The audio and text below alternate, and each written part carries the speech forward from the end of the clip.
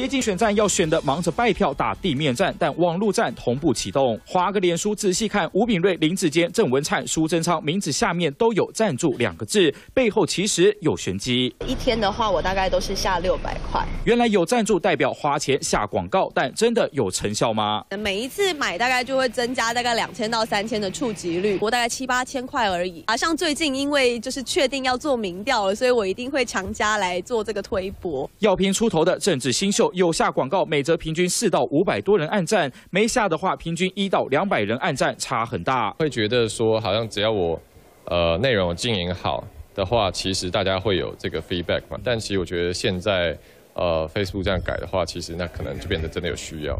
坦言这笔钱非花不可，但怎么花有技巧。这是可以针对地址去做锁定。打开管理后台，网络行销公司专业操盘，不只可以锁定特定区域使用者，就连年龄、性别、教育水平，甚至对政治是否感兴趣，通通都能客制化。大选前大概1季。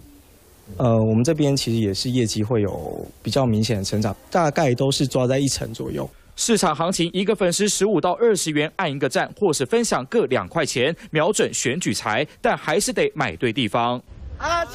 因为罗志强和黄伟哲过去都曾被质疑粉丝不是在印尼就是在埃及，现在老将新秀拼选举，不只要比谁握的手多，脸书按赞数也要互别苗头出奇招。3立新闻黄大峰、周凯台北报道。